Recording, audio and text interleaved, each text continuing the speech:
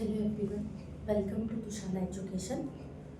अभी हम केमिस्ट्री का न्यू चैप्टर स्टार्ट करेंगे जिसका नाम है बायोमोलिक्यूल। अब सिंपल बायोमोलिक्यूल की बात करते हैं। अब सिंपल बायोमोलिक्यूल क्या होते हैं? जो भी लिविंग ऑर्गेनिजम्स, सभी लिविंग ऑर्गेनिज्म से लिविंग ऑर्गेनिज्म जो भी मॉलिक्यूल ऑर्गेनिक मॉलिक्यूल प्रोड्यूस करते हैं उसी को क्या बोला जाता है? बायोमोलिक्यूल। जैसे कि बायोमोलिक्यूल रिस्पॉन्सिबल किसके लिए होते हैं? ग्रोथ के लिए, मेटाबॉलिज्म के लिए, एनर्जी प्रोडक्शन के लिए, सेल के स्ट्रक्चर के फॉर्मेशन के लिए, बॉडी के स्ट्रक्चर के फॉर्मेशन के लिए, मतलब ईच एंड एवरीवन जो भी हमारे बॉडी का स्ट्रक्चर, मेटाबॉलिज्म, ग्रोथ, जितनी भी रिस्पॉन्सिबल कैरेक्टर्स है उसके लिए कौन रिस्पॉन्सिबल है? बायोमोलिक्यूल। अब सिंपल बायोमोलिक्यूल कौन कौन से है जिसको हम ज्यादातर स्टडी करते हैं? पहला आता है कार्बोहाइड्रेट, ठीक है। सेकेंड आता है amino acids and protein, amino acids है, प्रोटीन है, विटामिन्स है। क्लियर हो रहा है? ये सब जितने भी है, जैसे कि और भी हो, जैसे कि इसमें और क्या क्या आ जाता है? और क्या क्या आ जाता है? एंजाइम्स, एंजाइम्स है, न्यूक्लियोटाइड्स है, जैसे डीएनए, आरएनए। अगर हम बात करें structure of nucleic acids, enzymes है, उसके अलावा फिर क्या है? न्यूक्लिक एसिड्स है, पेप्टाइड, प्रोटीन। हाँ बोलिए, ठीक है। तो सिंपल ये सब क्या है? हमारे बायोमोलिक्यूल्स हैं। और ये क्या करते हैं? अभी बोला क्या करते हैं?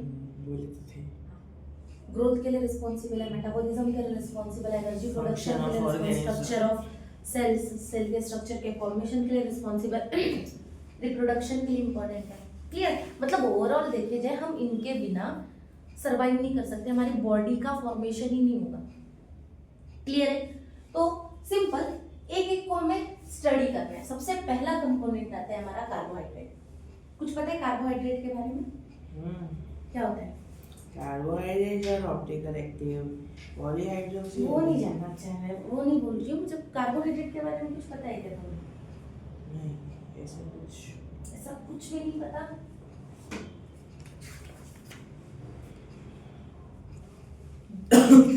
सिंपल, अगर हम कार्बोहाइड्रेट की बात करें तो कार्बोहाइड्रेट एक वर्ड से लिया गया है, ग्रीक वर्ड जिसका नाम है कार्बोहाइड्रेट जो है, जो मेन कंपोनेंट होता है कार्बोहाइड्रेट की डेफिनेशन क्या है? Carbohydrate is a polyhydroxy aldehyde और पॉलीहाइड्रोक्सी कीटोन।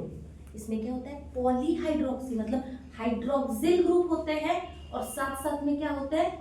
अल्डिहाइड के साथ में एक होता है पॉलीहाइड्रोक्स, मतलब हाइड्रोक्सी के साथ में क्या होता है? Ketone group. मतलब कार्बोहाइड्रेट क्या है? कार्बोहाइड्रेट एक ऑर्गेनिक सब्सटेंस है जो किससे बना हुआ होता है? Polyhydroxy polyhydroxy aldehyde aldehydic group है या पॉलीहाइड्रोक्सी कीटोन। क्लियर हो रहा है? डन। अब सीधी सी बात है, इसको क्लासिफाई, इनको अनादर नाम से जाना जाता है, सैकेराइड्स के नाम से। किसके? सैकेराइड्स। क्यों सैकेराइड्स बोला जाता है? क्यों बोला जाता है? एक वर्ड है, ग्रीक वर्ड है सैकेरॉन। सैकेरॉन का मतलब होता है शुगर। क्या होता है? शुगर। मोस्टली कार्बोहाइड्रेट क्या है? कार्बोहाइड्रेट अगर हम नॉर्मल भी बोलेंगे तो हम क्या बोलते हैं? Sugar compound. जितने भी हम शुगर सब्सटेंस यूज करते हैं वो क्या है?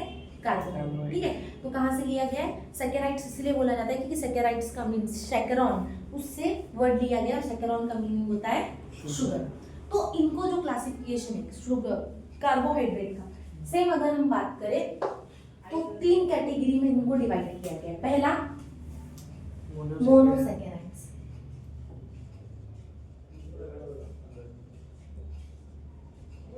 ठीक है, पहला मोनोसैकेराइड। Second oligosaccharides. थर्ड किया है पॉलीसैकेराइड्स। ठीक है, तो मोनोसैकेराइड्स मतलब इनमें इनको हम फिर फर्दर हाइड्रोलिसिस करके इनको ब्रेक डाउन नहीं कर सकते। ये सबसे सिंपलर मॉलिक्यूल है और सिंपलर मॉलिक्यूल इनको हम फर्दर हाइड्रोलिसिस करके ब्रेक डाउन करके और ज्यादा इनको तोड़ नहीं सकते। तो एग्जांपल्स आ जाते हैं इसमें, जैसे कि ribose, glucose, fructose, fructose sucrose ना ओलिगोसैकेराइड है, ठीक है।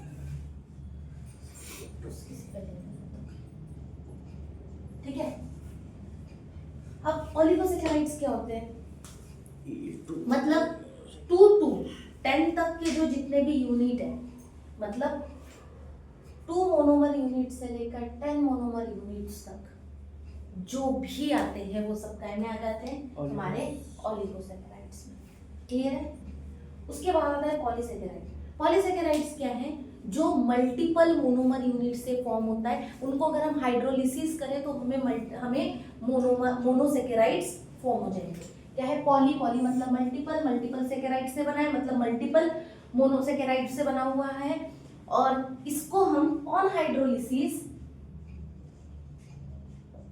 इसको हम हाइड्रोलिसिस करके मोनोसैकेराइड्स में कन्वर्ट कर सकते हैं। Example starch, glycogen, cellulose. Clear है? ये सब एग्जांपल का क्या जाते हैं? पॉलीसैकेराइड्स। क्लियर है? पक्का?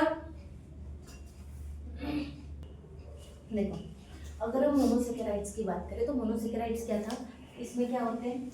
मेन 3 to 7 कार्बन्स की एटम होते हैं। इसको हम 3 इसमें डिवाइड कर सकते हैं। एक आता है हमारा ट्रायोज, फिर क्या आ जाएगा? पेंटोज और हेक्सोज। ठीक है, अब ट्रायोज का एग्जांपल कोई पता है? 3 कार्बन वाला मोनोसैकेराइड।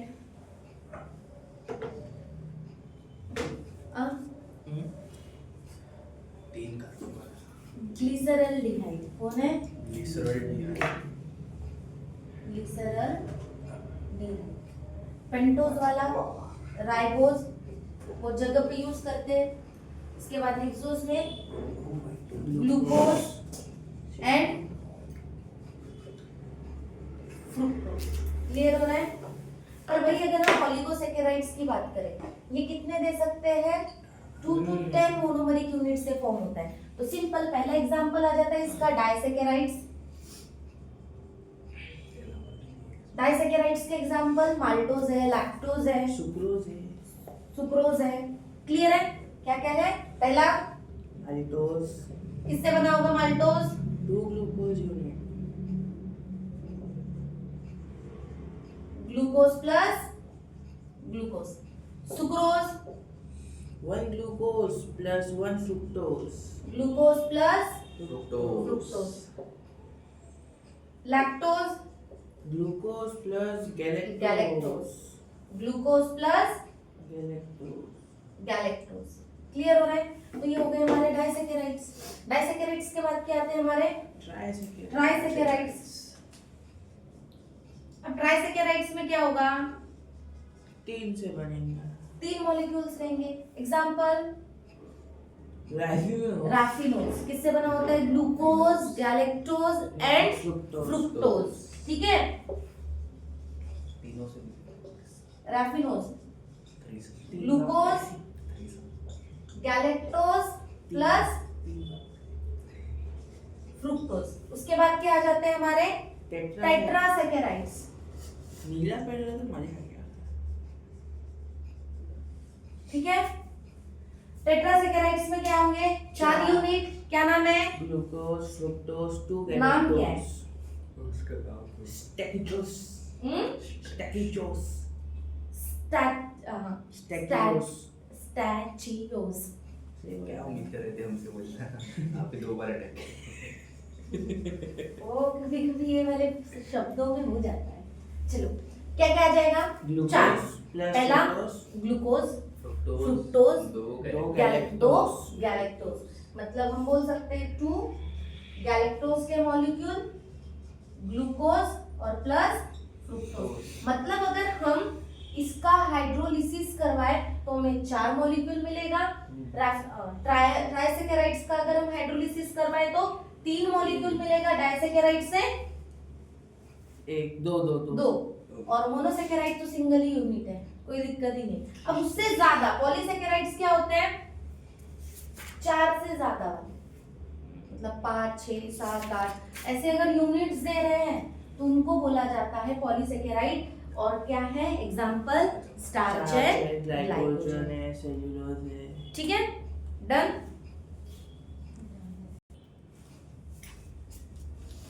चलो नेक्स्ट देखते हैं ग्लूकोज के बारे में। देखो अगर हम बात करें नोमेनक्लेचर की तो इनको बोला जाता है ग्लाइकोज। क्या बोला जाता है, ग्लाइकोज। अब सिंपल एक बात आती है, इनके अकॉर्डिंग टू उनके फंक्शनल ग्रुप के, अगर कीटोन होगा तो कीटोहेक्सोज हो जाएगा, और अगर अल्डिहाइड हो जाएगा तो देखो अल्डोज या फिर कीटोज बोला जाता है इनको। क्या बोला जाता है मेन, अल्डोज या फिर कीटोज। इसको बोला जाता है अल्डोज या तो फिर कीटोज, ठीक है। पर अगर अल्डिहाइड अगर 6 मेंबर रिंग के साथ में तो क्या बोलोगे, अल्डोहेक्सोज। क्या बोलोगे, अल्डोहेक्सोज, ठीक है। और अगर कीटो के साथ में है तो कीटो हेक्सोज बोलोगे, क्लियर है। कोई 6 कार्बन है और अल्डिहाइड है तो अल्डिहाइड ग्रुप, कीटोन है तो कीटोन ग्रुप, ठीक है। तो सिंपल ये हो जाता है इनका क्या, नोमेनक्लेचर के बेस पे। पर हमें बात करनी है अभी ग्लूकोज के बारे में। ग्लूकोज की अगर हम बात करें तो मेन ग्लूकोज का प्रिपरेशन 2 इससे हम करते हैं ज्यादातर, एक तो सुक्रोज से या तो फिर स्टार्च से। सुक्रोज से कैसे किया जाता है, सिंपल, सुक्रोज का फॉर्मूला क्या है, C12H22O11। इसको डायरेक्टली हम वाटर के साथ में कोई भी एसिडिक कंडीशन चाहे HCl या फिर सल्फ्यूरिक एसिड के साथ में हीट करें तो हमें क्या मिल जाता है, ग्लूकोज प्लस फ्रुक्टोज मिल जाता है, क्लियर है। क्या क्या सीधा पहला प्रिपरेशन किससे, सुक्रोज को हीट कर दो एसिडिक कंडीशन में वाटर के प्रेजेंस में, क्या हो जाएगा, हमें ग्लूकोज और फ्रुक्टोज मिल जाएगा। सेकेंड है जो हम मेन जो अगर बात करें कमर्शियली ग्लूकोज के प्रिपरेशन के लिए किया जाता है, सिंपल क्या किया जाता है, जो स्टार्च होता है, ठीक है, स्टार्च C6H10O5 N मतलब मल्टीपल मोनोमर के फॉर्म में रहता है, उसको वाटर के प्रेजेंस में सल्फ्यूरिक एसिड के साथ में, कौन से, सल्फ्यूरिक एसिड के साथ में H+ एसिडिक कंडीशन में 393 केल्विन 2 to 3 atm प्रेशर के साथ में ट्रीट करें तो हमें क्या मिल जाता है, ग्लूकोज मिल जाता है। ये कमर्शियल मेथड ऑफ प्रिपरेशन है किसकी, ग्लूकोज, क्लियर है, पक्का। नेक्स्ट आते हैं इसके topic, structure properties of glucose. सबसे पहले स्ट्रक्चर, इधर आओ, मॉलिक्यूलर फॉर्मूला है C6H12O6, ठीक है। उसको रिप्रेजेंट करते हैं इस तरीके से, देखो उसका ओपन चेन स्ट्रक्चर है, फिशर प्रोजेक्शन फॉर्मूला, इसका नाम क्या है, फिशर प्रोजेक्शन, ठीक है। अब सिंपल, अल्डिहाइड ग्रुप 5 कार्बन, देखो 1 2 3 4 5 6, ठीक है। 5 कार्बन थे ना, 6 कार्बन था भाई, हेक्सोज बोले ना, आप 5 बोलिए ना, सॉरी 6 कार्बन हेक्सोज है ना, सिंपल। देखो तो अल्डिहाइड ग्रुप सेकेंड थर्ड, इन पूरे में एक कॉमन ग्रुप रहता है, वो है हाइड्रोक्सिल ग्रुप, ठीक है, हाइड्रोक्सिल ग्रुप। एक साइड में दोनों एक तरफ में इसमें अल्टरनेट फॉर्म, और देखो इसमें सेकेंड थर्ड फोर्थ और फिफ्थ C2 C3 C4 और C5 कायरल है, इसलिए क्या लगाया है, स्टार। देखो ये एक ग्रुप हो गया, ये एक डिफरेंट ग्रुप, ये डिफरेंट ग्रुप, ये पूरा डिफरेंट ग्रुप, क्लियर हो रहा है। तो कार्बन कैसा है, कायरल है। तो मतलब क्या याद रखोगे, ग्लूकोज में C2 C3 C4 और C5 ये कैसे होते हैं, कायरल होते हैं, कायरल कार्बन होते हैं, ठीक है। उसके अलावा ग्लूकोनिक एसिड का स्ट्रक्चर दिया है, ग्लूकोनिक एसिड में सिर्फ क्या चेंज होता है, यहाँ पे CHO की जगह पे क्या आ जाता है, कार्बोक्सिलिक ग्रुप। और सैकरिक एसिड में अपर जो फर्स्ट नंबर का कार्बन है और सेकंड नंबर का कार्बन है, दोनों में क्या अटैच हो जाता है, कार्बोक्सिलिक ग्रुप, ठीक है, कार्बोक्सिलिक ग्रुप ऐड हो जाता है। तो ये सैकरिक एसिड हो जाएगा, ये ग्लूकोनिक एसिड हो जाएगा और ये ग्लूकोज हो जाएगा। तीनों का स्ट्रक्चर रिजेंबल कर रहा है, एक ही जैसा है, ठीक है। अब सिंपल एक बात करते हैं उसकी केमिकल प्रॉपर्टीज, किसकी, ग्लूकोज। अगर हम ग्लूकोज HI के साथ में हीट करें, HI मतलब हीलियम। हाँ अरे नहीं जी बच गया। एकदम फ्लुएंसी में तो तू तो पूरा चला गया। अगर हम HI के साथ में हीट करें ग्लूकोज को तो हमें N-हेक्सेन का स्ट्रक्चर मिल जाता है, लीनियर स्ट्रक्चर, हाइड्रोजन आयोडाइड। ठीक है, चलो देखो ये ग्लूकोज है CHO, देखो CH2OH4 CH2OH, ये CHO CHOH4 और CH2OH, HI के साथ में हीट किया जाए तो हमें सीधा N-हेक्सेन का स्ट्रक्चर मिलेगा। क्लियर हो रहा है क्या? क्योंकि 6 कार्बन है, सीधा कन्वर्जन इसमें कर लेंगे लीनियर हेक्सेन मतलब एलिफेटिक हेक्सेन में कर लेंगे। क्लियर है? सेकेंड इसकी प्रॉपर्टी है ये ऑक्सीन और साइनोहाइड्रीन्स बना लेता है। क्या बना लेता है? ऑक्सीन और साइनोहाइड्रीन। अगर उसको हम HCl के साथ, हाइड्रोजन साइनाइड के साथ ट्रीट करें या फिर NH2OH, क्या है वो? हाइड्रोक्सिल अमीन के साथ में अगर ट्रीट करें तो हमें क्या मिल जाएगा? ऑक्सीन और HCl के साथ साइनोहाइड्रीन। देखो ये जो CHO ग्रुप है यहाँ पे सीधा क्या लग जाएगा? एक ये OH रिप्लेस हो जाएगा और यहाँ पे आके क्या लग जाएगा? CN। तो मतलब ये स्ट्रक्चर, बाकी पूरा स्ट्रक्चर सेम रहेगा, सिर्फ चेंज कहाँ हुआ? जो उसका अल्डिहाइडिक जो फंक्शनल ग्रुप है वहां पे साइनाइड ग्रुप और OH, तो स्ट्रक्चर का नाम क्या हो जाएगा? साइनोहाइड्रीन। क्या हो जाएगा? साइनोहाइड्रीन। अगर ग्लूकोज को हम, ये ग्लूकोज है, ग्लूकोज को अगर हम वाटर मतलब डिहाइड्रेट करेंगे पर किसके प्रेजेंस में? हाइड्रोक्सिल अमीन के प्रेजेंस में, तो हमें ऑक्सीन मिलेगा। ये दिख रहा है? CH डबल बॉन्ड NOH, मतलब यहाँ से NOH ग्रुप जो है जाके सीधा अटैच हो जाएगा। क्लियर है? और क्या फॉर्म करेगा? ऑक्सीन। क्लियर है? पक्का? फोर्थ ऑक्सीडेशन, फोर्थ प्रॉपर्टी मतलब पहली प्रॉपर्टी HI के साथ ट्रीट कर रहे हो, हीट कर रहे हो तो सीधा क्या दे रहा है? N-हेक्सेन दे रहा है। सेकंड प्रॉपर्टी क्या है? अगर हम डायरेक्टली HCl के साथ ट्रीट करें तो साइनोहाइड्राइन दे रहा है और NH2OH के साथ ट्रीट करें तो ऑक्सीन दे रहा है। क्लियर है? नेक्स्ट ऑक्सीडेशन, अगर हम ब्रोमीन वाटर जो है यहाँ पर माइल्ड क्या एक्ट करेगा?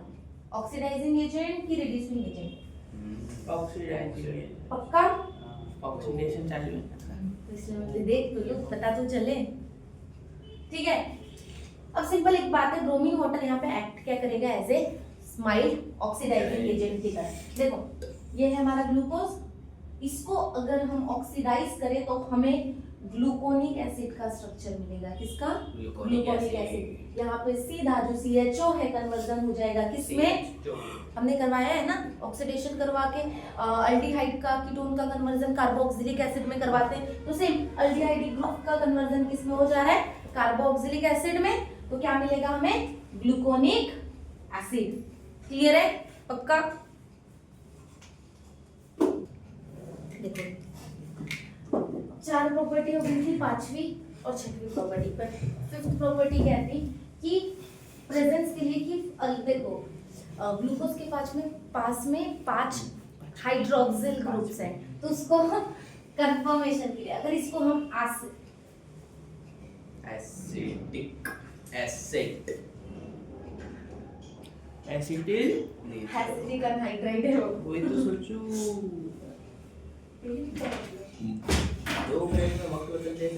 एसिडिक आराम से अनहाइड्राइड के साथ अगर हम रिएक्शन करवाए तो हमें क्या मिलेगा?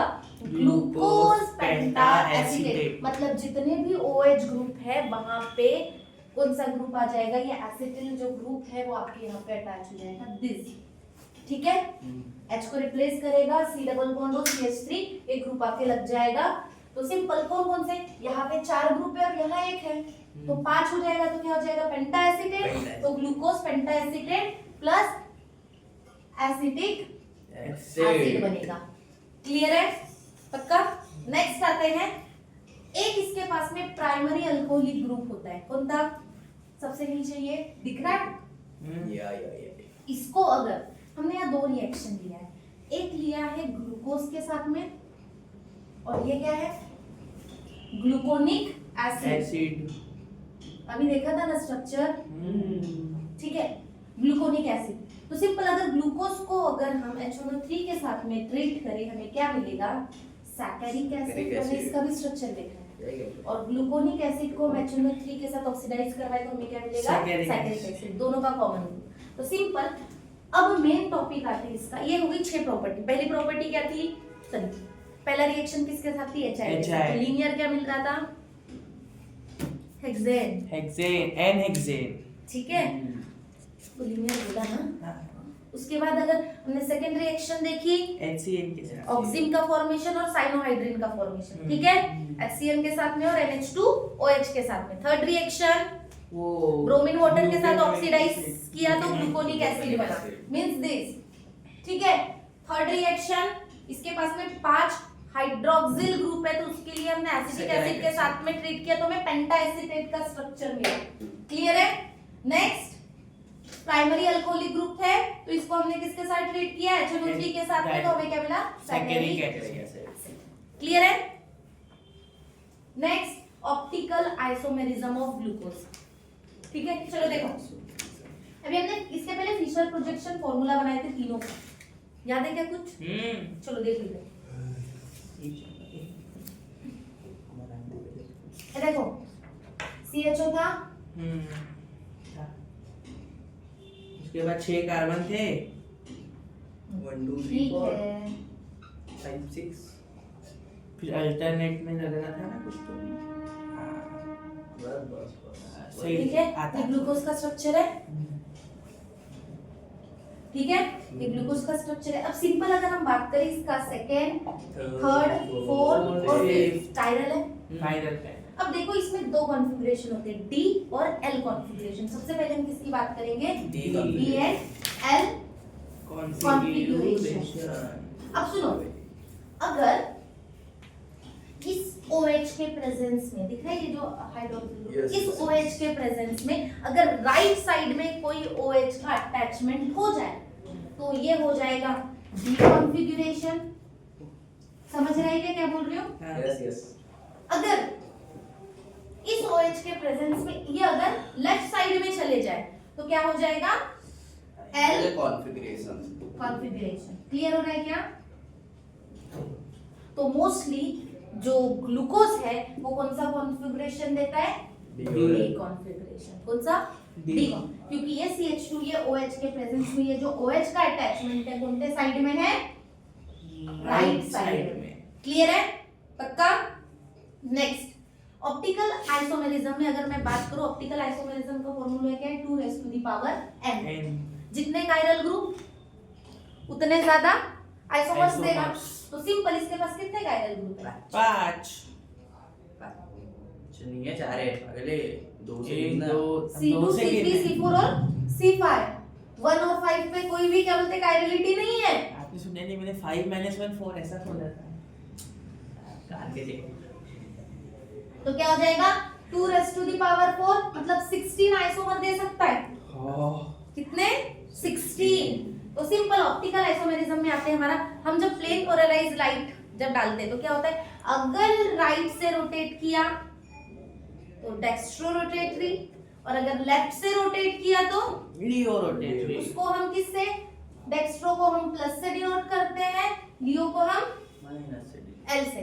तो L सॉरी माइनस से, और लियो रोटेटरी, एल बोल रहे थे लियो रोटेटरी के बारे में, ठीक है। तो सिंपल ग्लूकोज क्या दे सकता है, दोनों स्ट्रक्चर दे सकता है, डेक्स्ट्रो रोटेटरी और लियो रोटेटरी दोनों। तो हम इस स्ट्रक्चर का नाम इस तरीके से बनाया जाता है, क्या हो जाता है इसका नाम, D प्लस ग्लूकोज। ग्लूकोज, और एक कौन सा देगा, D sorry L L minus glucose. Clear हो रहा है क्या, पक्का। क्या हो गया, आप पहले पढ़ा दो। डन है। तो मतलब ऑप्टिकल आइसोमेरिज्म कितने दे सकता है, 16।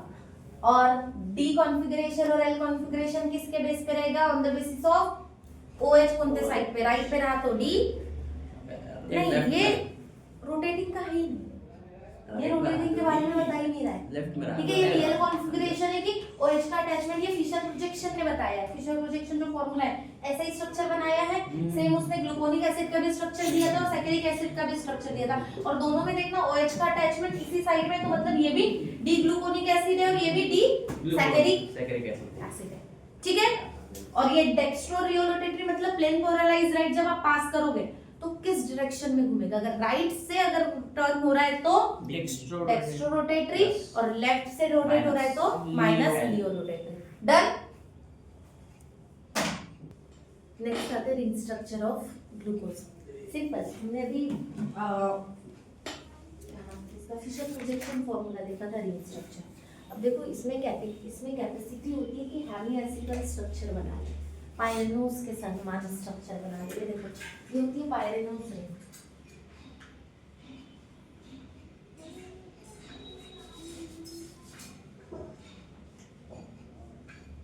ठीक है, ये है पायरन रिंग। ठीक है, तो ये पायरन रिंग की तरह स्ट्रक्चर बना सकता है और क्या उस स्ट्रक्चर का नाम क्या दिया जाता है? ग्लूकोपाइरेनोज। क्या दिया जाता है? ग्लूकोपाइरेनोज। अब ये स्ट्रक्चर देखो, ठीक है, ये ग्लूकोज है, इससे समझेंगे क्या नीचे वाला पायरेनोज। ठीक है, यहाँ देखो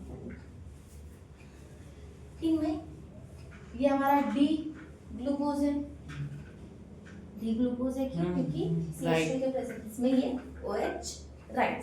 ठीक है, तो सेम अगर इनका रिंग स्ट्रक्चर बना है तो दो स्ट्रक्चर दे सकता है, ये अल्फा और बीटा। कौन सा?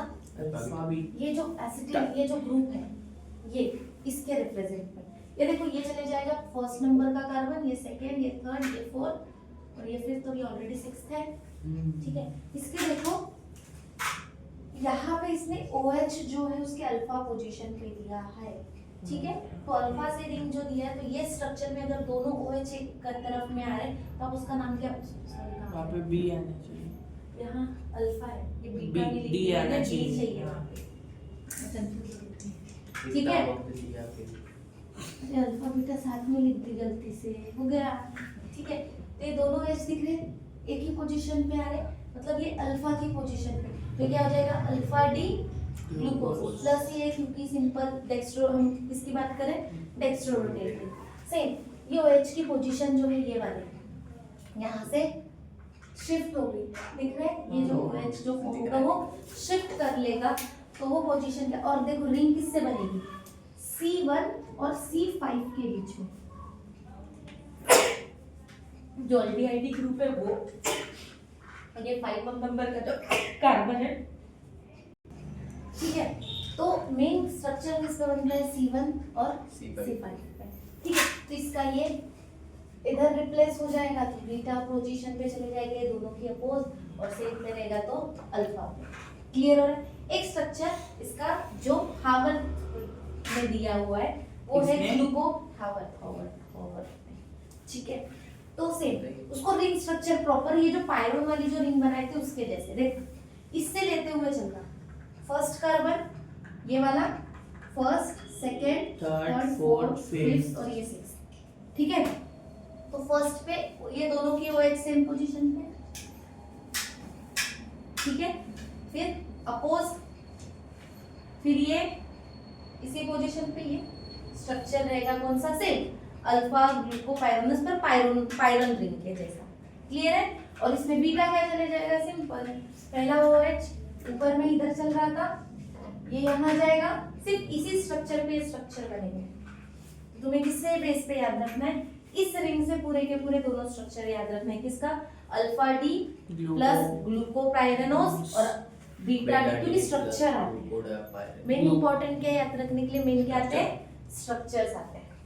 अब मेन आता है इसका एक question, reducing nature of glucose, reducing sugar.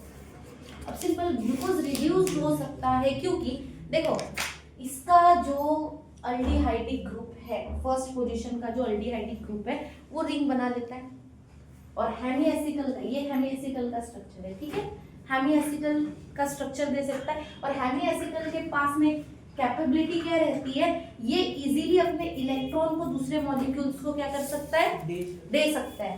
तो ये टॉलेंस और फेलिंग टेस्ट को क्या देता है, पॉजिटिव देता है। इसीलिए ग्लूकोज क्या है, ग्लूकोज का नेचर कैसा है, रिड्यूसिंग। क्लियर है? क्यों?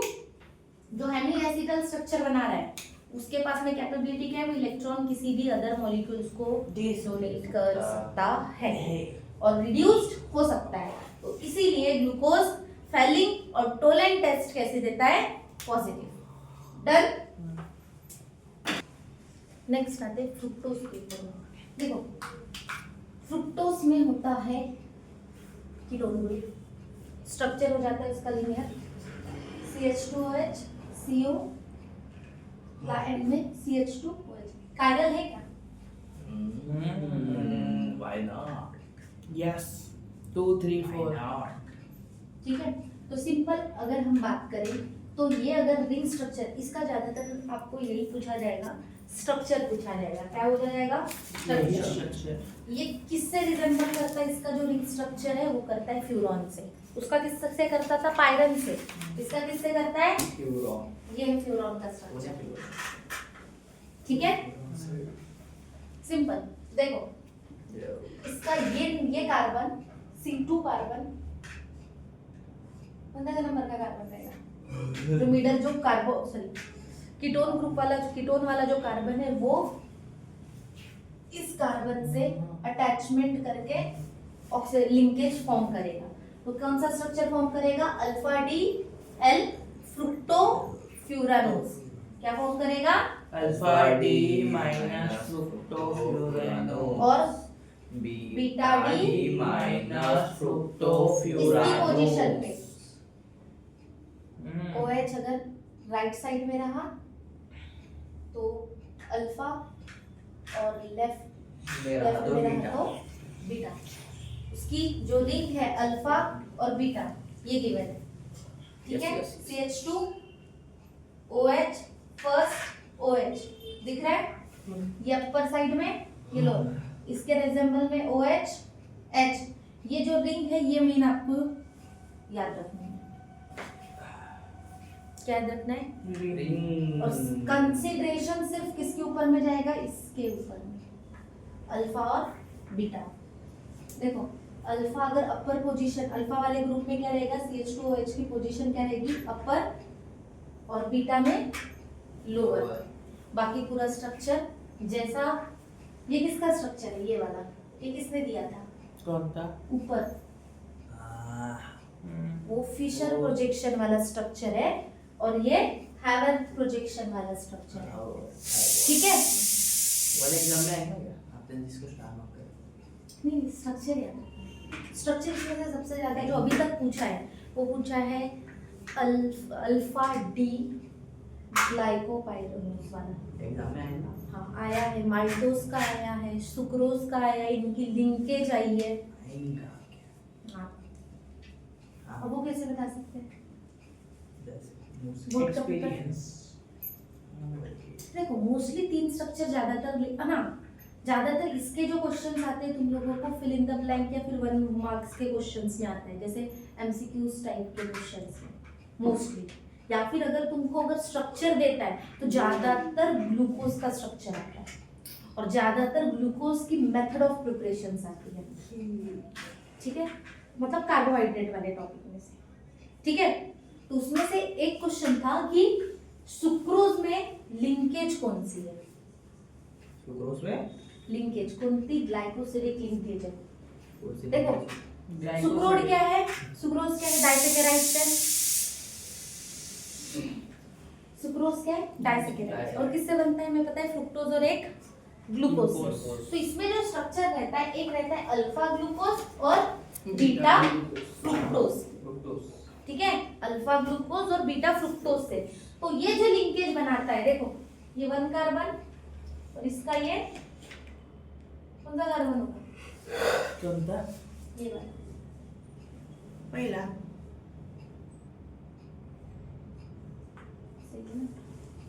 ये 1 ये 2, इसका ये 1। तो लिंकेज देखो यहाँ पे जो दोनों एटम ग्लूकोज और फ्रुक्टोज ये दोनों जो लिंक होते हैं ऑक्सीजन से, उस लिंकेज को क्या बोला जाता है? Glycosidic linkage. तो यहाँ पे अटैचमेंट क्या है? 1 और 2 पे, पर इसका अल्फा और इसका बीटा। तो सुक्रोज के अंदर में कौन सी रिंग होती है, कौन सी लिंकेज होती है? Alpha beta 1 2 glycosidic linkage. Alpha beta 1 2 क्योंकि सीधी सी बात है, सुक्रोज में मॉलिक्यूल कौन सा है? फ्रुक्टोज और ग्लूकोज। ग्लूकोज का अल्फा, फ्रुक्टोज का बीटा। ठीक है, उसमें भी पोजीशन 1 2। ग्लूकोज की जो लिंकेज, पहला कार्बन इन्वॉल्व होता है लिंकेज के लिए, और फ्रुक्टोज का सेकंड कार्बन।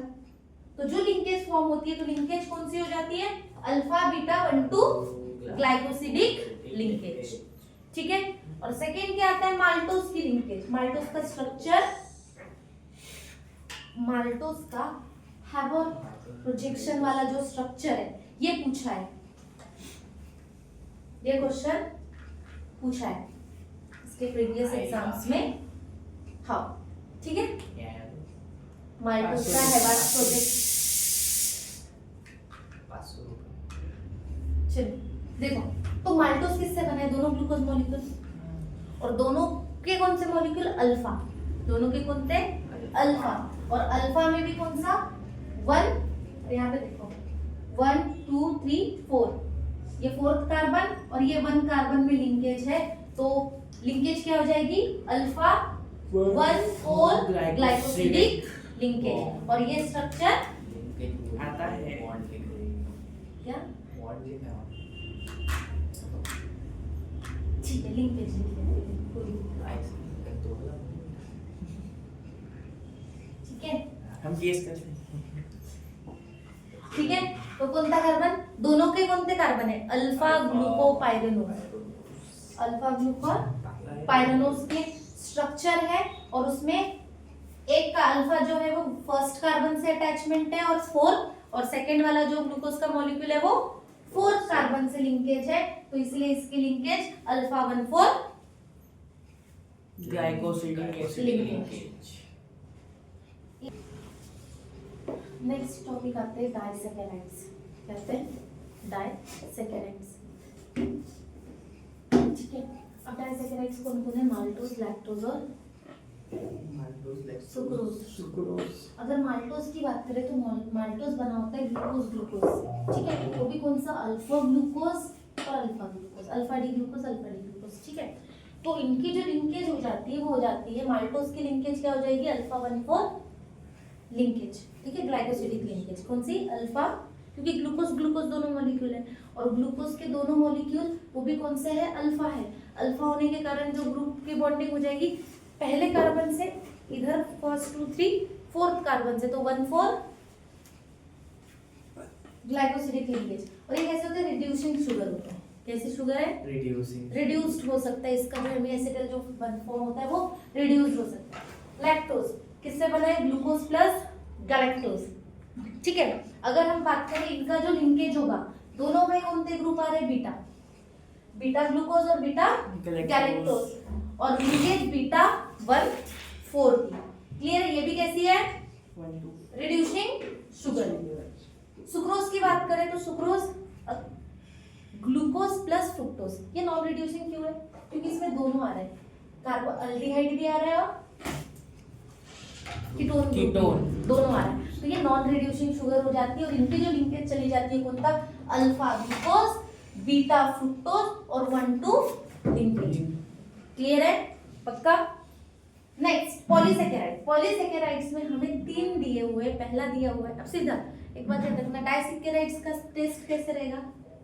मीठा रहेगा। ठीक है, और वही पॉलीसेकेराइड्स की अगर हम बात करें तो पॉलीसेकेराइड्स जो होती है वो क्या बोलते हैं उसको? मीठी नहीं होती, स्वीट नहीं होती। ठीक है, अब मैं बहुत सारी जगह पे पॉलीसेकेराइड्स के मेनली सुक्रोज। सुक्रोज क्या है? Storage food of plant. Food storage किस फॉर्म में करता है प्लांट? सुक्रोज, तो उसका कंपोनेंट है। उसमें क्या होता है? अमाइलेज होता है और अमाइलोपेक्टिन होता है। अमाइलेज, ठीक है, अमाइलोज और अमाइलोपेक्टिन, ये दोनों के दोनों लीनियर। देखो, पहला वाला लीनियर है, सेकेंड ब्रांच है। ठीक है, तो अमाइलोज जो होता है वो बना होता है अल्फा ग्लूकोज और अल्फा ग्लूकोज, दोनों ही एक्चुअली अल्फा ग्लूकोज के मॉलिक्यूल है, ठीक है। दो पर इसमें जो लिंकेज होती है लीनियर होती है। कैसी होती है अमाइलेज में? लीनियर होती है, सीधा सीधा ऐसी लिंकेज चलती जाए, एक molecule second molecule third molecule, समझ रहे हैं? 1 4 समझ रहे हो? ऐसी लिंकेज चलते जाएगी, तो अल्फा 1 4 की लिंकेज चलते जाएगी, क्लियर है। पर वही अमाइलोपेक्टिन में कैसा होता है, ये लीनियर भी है और साथ साथ में इधर से ब्रांच भी है।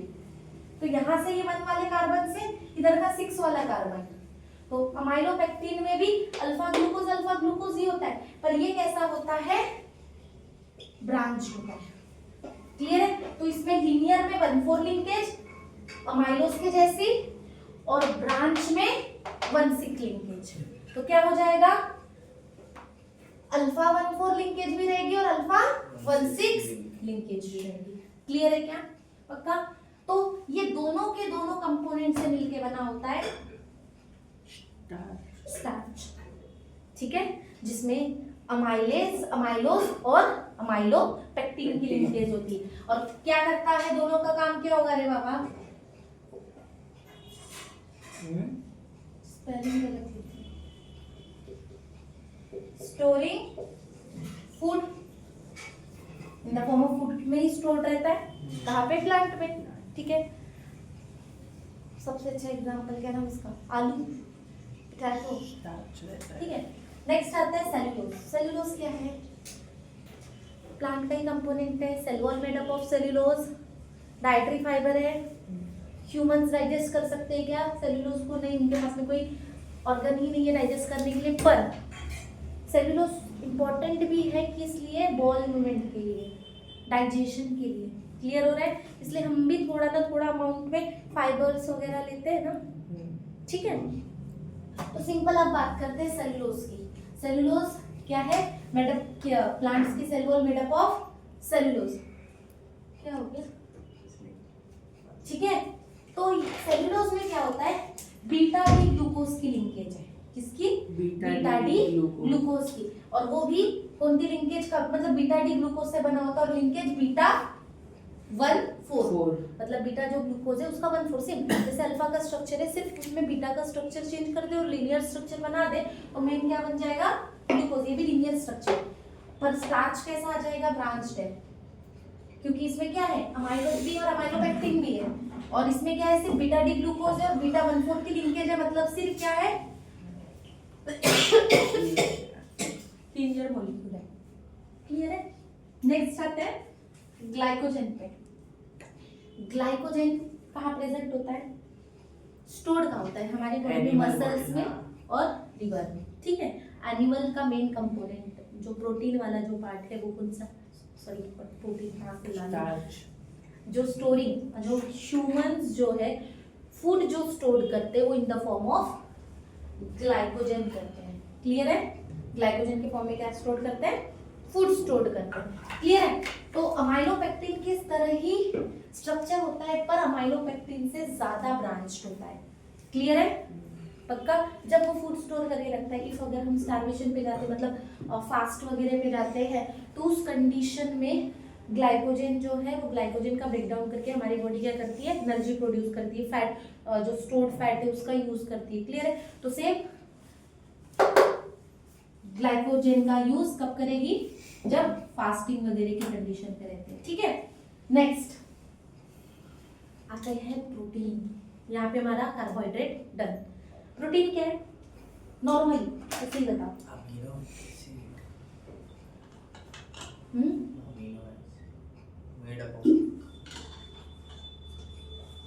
मेडअप ऑफ अमाइनो एसिड का कंपाउंड है, ठीक है। और क्या होता है? हाँ, तो वही बताओ ना, यूजेस बताओ प्रोटीन के, किस लिए यूज होता है? बॉडी बिल्डिंग, हमारे मोस्ट ऑफ द जो बॉडी का ग्रोथ के लिए इंपॉर्टेंट है, हमारे बॉडी के स्ट्रक्चर के लिए इंपॉर्टेंट है। बहुत सारे इसमें प्रोटीन का कंपोनेंट अगर हम बात करें कहाँ पे, बहुत सारी स्ट्रक्चर्स है जहाँ पे हमारी बॉडी में मोस्टली हमारे हेयर्स केराटिन प्रोटीन से बना है, क्लियर है। तो मोस्ट ऑफ द बॉडी की जो बॉडी बिल्डिंग है वो कौन करता है? प्रोटीन। और प्रोटीन क्या है? Protein is the building block of amino acid link together by peptide bond. किससे लिंक्ड होते हैं? पेप्टाइड बॉन्ड से। Multiple amino acids are linked together by peptide bond और फॉर्म क्या करते हैं? प्रोटीन। ये नाइट्रोजनस कंपाउंड है। क्या हो गया तुझे? लगता है ऐसा लग रहा है।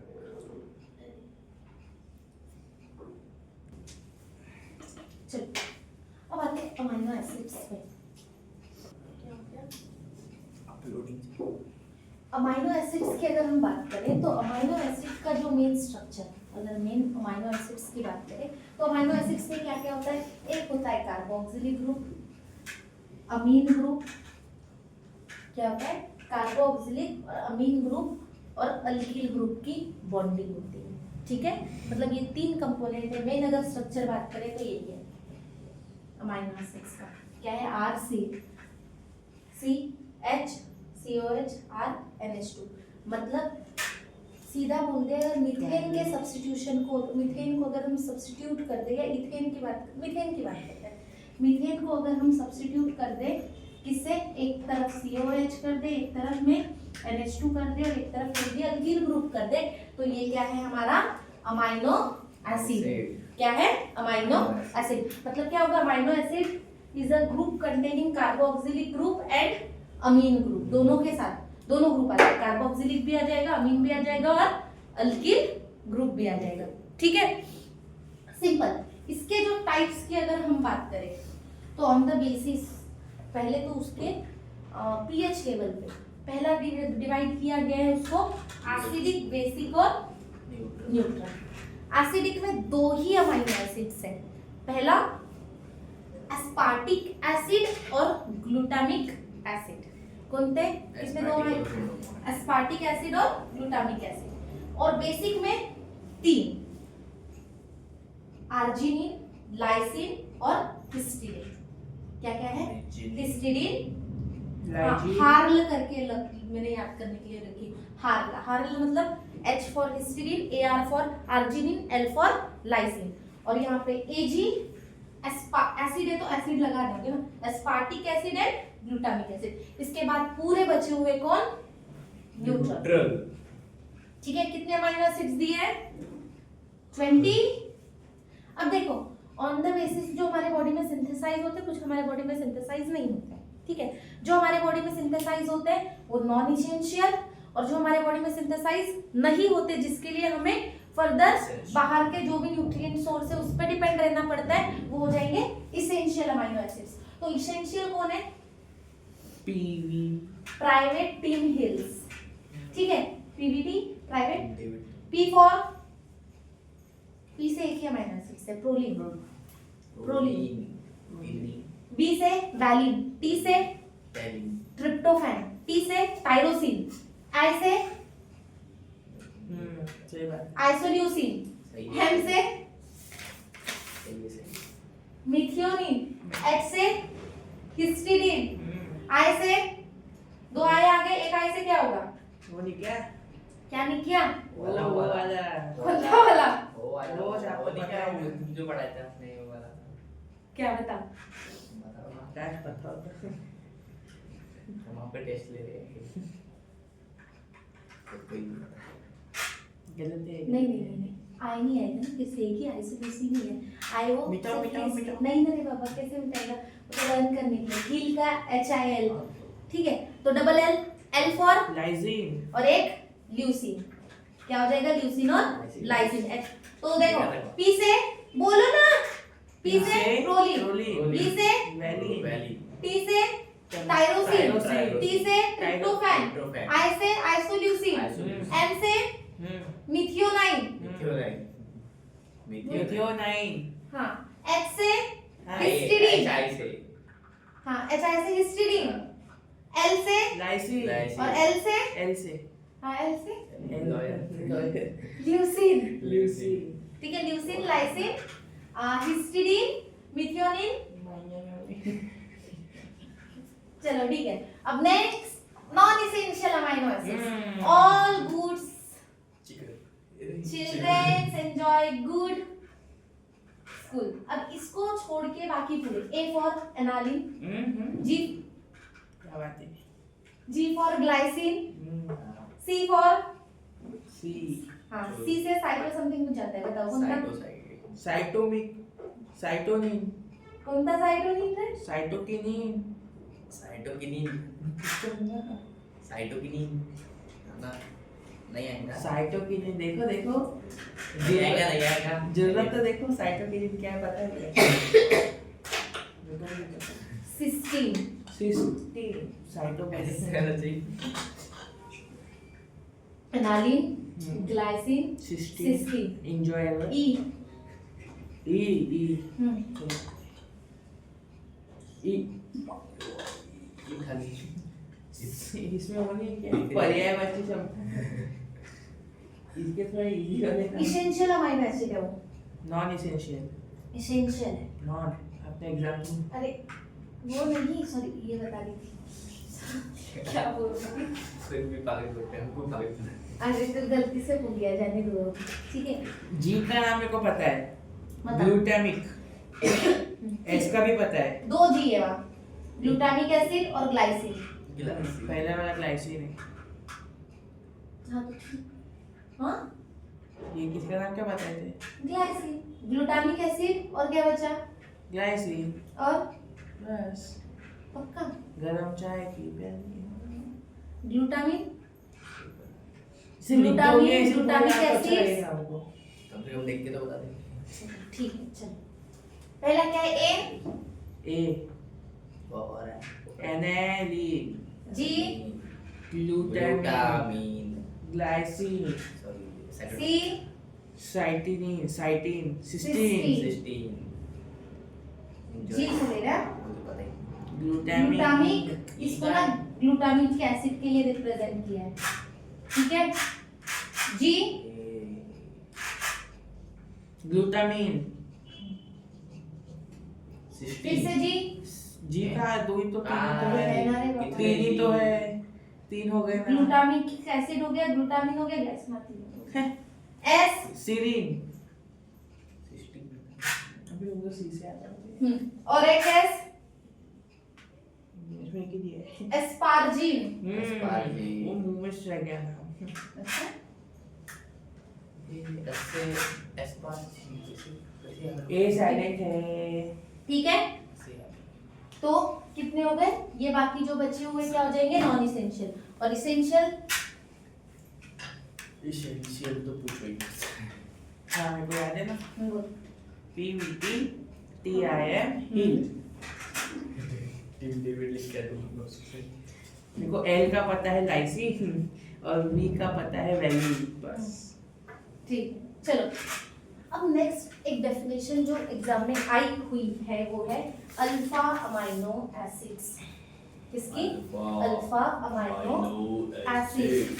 ठीक है, देखो अल्फा अमाइनो एसिड्स क्या होता है? Carboxylic acid having an amino group.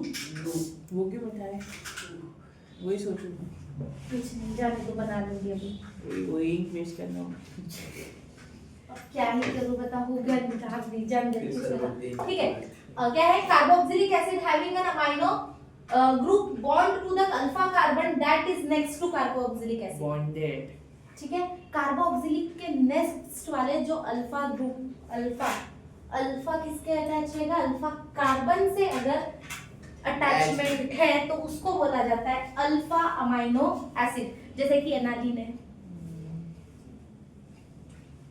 देखो एनालिन का स्ट्रक्चर में अगर मैं CH3 लगा दूं, यहाँ देखो ये जो ग्रुप है ना, यहाँ पे सिर्फ यहाँ पे अगर मैं CH3 लगा दूं तो ये बन जाएगा एनालिन। ठीक है, एनालिन लिखो, होता है पूरा ठीक है। अगर यहाँ H लगा दूं बस तो ग्लाइसिन। हाँ ग्लाइसिन सिर्फ चेंज क्या होता है? Alkyl group. सिर्फ चेंज क्या करोगे? Alkyl group. तो अल्किल ग्रुप जैसे जैसे चेंज करोगे अमाइनो एसिड की नहीं, बाकी तो ये तो बॉन्डिंग तो सेम ही रहेगी। क्लियर है? तो क्या बोल रहा है? कार्बोक्सिलिक एसिड के अगर अमाइनो ग्रुप के नेक्स्ट में डायरेक्ट अगर अल्फा कार्बन अटैच है तो उस अमाइनो एसिड्स को बोला जाता है अल्फा अमाइनो एसिड। क्लियर है? तो अमाइनो एसिड्स है ना, एक शो करता है, ज्वीटर आयन शो करता है। इसके पहले ज्वीटर आयन देखा था हमने, पॉजिटिव चार्ज और नेगेटिव चार्ज दोनों साथ में। तो देखो यहाँ पे क्या हो गया? देखे थे देखे हाँ तो देखो ना, देखे थे हमने। थे ना। C डबल बॉन्ड हो OH NH2 NH2 के ऊपर में होती है लोन पेयर। होती है। ये जो H प्लस है, ये जो H है, ये ट्रांसफर हो जाता है इसके पास में, प्रोटॉन ठीक है। प्रोटॉन का H प्लस का क्या हो जाता है, ट्रांसफर हो जाएगा। तो क्या हो जाएगा, सिंपल, यहाँ हो जाएगा NH3, ये प्लस में चले जाएगा, फिर C डबल बॉन्ड O, फिर O नेगेटिव में जाएगा एक, यहाँ क्या हो जाएगा C डबल बॉन्ड O ये नेगेटिव, मतलब यहाँ नेगेटिव और पॉजिटिव दोनों साथ में आ रहा है। ये प्रोटॉन ट्रांसफर इधर हो जा रहा है, तो ये आयन कौन सा एग्जिबिट करेगा, ज्विटर आएगा, ज्विटर आयन एग्जिबिट करेगा। X क्लियर है, पॉजिटिव और नेगेटिव चार्ज दोनों साथ में।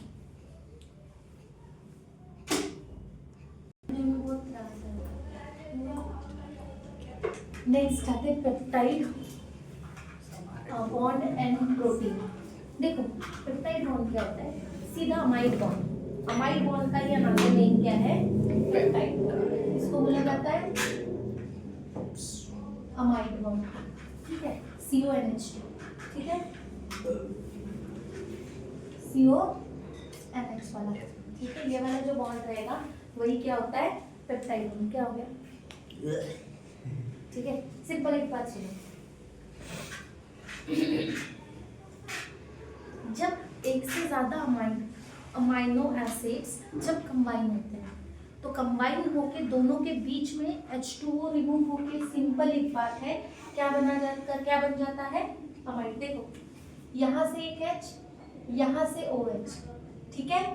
ये ग्रुप यहाँ से रिमूव होगा, H2O रिमूव हो जाएगा, यहाँ से वाटर डिहाइड्रेट हुआ और ये बॉन्ड जुड़ जाएगा, और ये बॉन्ड क्या बनेगा, पेप्टाइड अमाइड। यही बॉन्ड क्या होगा, पेप्टाइड बॉन्ड। देखो ग्लाइसिन है, एनालिन है, तो ग्लाइसा अनालिन बना लेता है, ठीक है। तो उसका स्ट्रक्चर कर लेगा। तो सिंपल, अगर एक अमाइड ग्रुप बना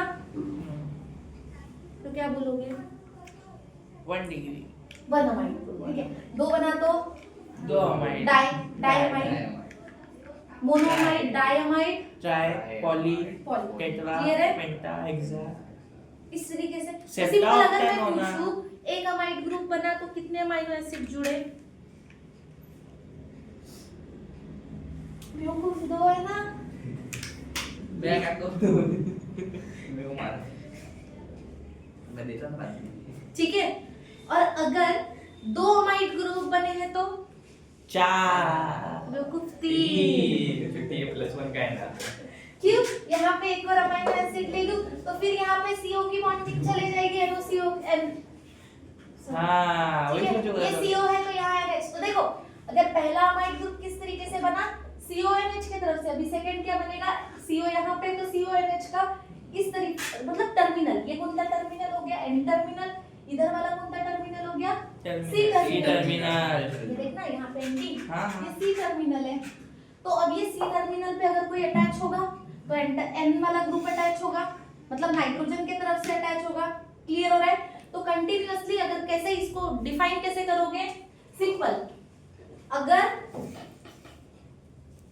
2 अमाइड ग्रुप है तो कितने अमाइनो एसिड जुड़े होंगे, 3 अमाइनो एसिड्स है तो 4। तो on the basis of amino acids उसको डिफाइन करते हैं, मोनोअमाइड, डाइअमाइड, ट्राइअमाइड, पॉली, टेट्रा, या फिर मोनो या फिर peptide, single peptide, dipeptide, tripeptide, tetrapeptide और पॉलीपेप्टाइड। क्लियर है। इसलिए बोला जाता है protein is a polypeptide chain of amino acids, बोला जाता है ना।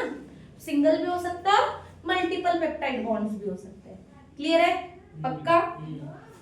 तो सिंपल टाइप्स ऑफ प्रोटीन पे आते हैं, किस पे, टाइप्स ऑफ प्रोटीन। तो प्रोटीन के 2 टाइप है, पहला तो ग्लोबुलर प्रोटीन और सेकंड फिब्रस प्रोटीन। इसके लिए कौन सा प्रोटीन अच्छा है? हाँ लीजिए, पहले सुन लीजिए, क्या बोलते ठीक है, बता रही हूँ।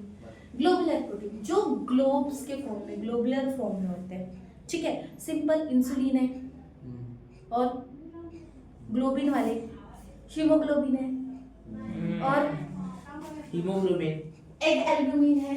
ये सब कैसे है, ग्लोबुलर प्रोटीन, ये जो ग्लोब्स मतलब राउंड वाले स्ट्रक्चर में फॉर्म करते हैं। फिब्रस जो स्ट्रेट फाइबर के फॉर्म में होंगे, ये कैसे एल्ब्यूमिन, फाइबर के फॉर्म में होंगे। फाइबर वाले कौन से? मायोसिन, केराटिन, जो मसल्स में होता है, ये वाला ठीक है। केराटिन हेयर वाला फिब्रस है ना। तो दो टाइप के on the basis of their structure. पहला स्ट्रक्चर मतलब उनका कैसा है, तो राउंड है तो ग्लोबुलर, और अगर फाइबर लाइक स्ट्रक्चर है तो फिब्रस। फिब्रस। क्लियर है? तो ग्लोबुलर प्रोटीन का एग्जांपल इंसुलिन है, एग, एल्ब्यूमिन, और फिब्रस का मायोसिन, केराटिन। केराटिन अब on the basis of structure और लेवल ऑफ स्ट्रक्चर के बेस पे प्रोटीन को 4 टाइप्स में डिवाइड किया है। डायरेक्टली नॉर्मल स्ट्रक्चर के बेस पे भाई ग्लोबुलर है और एक फिब्रस है, बट उसके लेवल ऑफ स्ट्रक्चर की प्राइमरी है, सेकेंडरी है, टर्शियरी है, क्वाटरनरी है, तो उनको 4 टाइप में डिवाइड किया, 4 लेवल्स पे डिवाइड किया। कितने? 4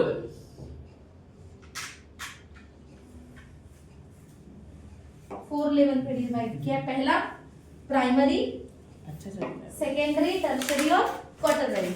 अब simple primary structure of protein, इसमें कुछ नहीं, सिंपल अमाइड बॉन्ड से एक लीनियर में, कैसा लीनियर में क्या अटैच होते रहेंगे? Linear amino acids. Amino acid जैसे कि ये एक अमाइनो एसिड, जैसे कि ग्लाइसिन है, इसके साथ में क्या हुआ? एलानिन का स्ट्रक्चर, इस तरीके से वैलिन का स्ट्रक्चर, ठीक है, ऐसे अटैचमेंट। तो ये अमाइड ग्रुप है, ये लीनियर ऐसे ऐसे से अटैच होते चलेंगे। तो सिंपल ये कौन सा प्रोटीन हो जाएगा? प्राइमरी। इसमें कोई दिक्कत नहीं है, सिंगल। क्या बात, कैसे लीनियर स्ट्रक्चर फॉर्म करते चले अमाइनो एसिड अमाइड बॉन्ड से या फिर सीधा पेप्टाइड बॉन्ड से कंटीन्यूअसली लिंक होते हुए चल रहे। एग्जांपल क्या आ जाता है इसका? देखो, एक तरफ सी टर्मिनल, एक तरफ एन टर्मिनल, फिर यहाँ पे सी, यहाँ पे एन टर्मिनल, फिर यहाँ सी टर्मिनल, इस तरीके से कंटिन्यूअसली चलते रहेगा अटैचमेंट। तो एग्जांपल क्या हो जाता है इसका? इंसुलिन। इंसुलिन कैसा प्रोटीन है? प्राइमरी स्ट्रक्चर ऑफ प्रोटीन है, प्राइमरी स्ट्रक्चर है जो सीधा लीनियर स्ट्रक्चर फॉर्म करता है। और एक एग्जांपल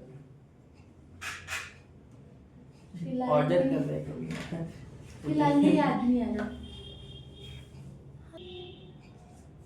चालू है अभी सच में। नेक्स्ट आता है सेकेंडरी स्ट्रक्चर पे। देखो, सेकेंडरी स्ट्रक्चर में 2 स्ट्रक्चर का फॉर्मेशन होता है, एक अल्फा हेलिक्स स्ट्रक्चर और एक बीटा प्लीटेड।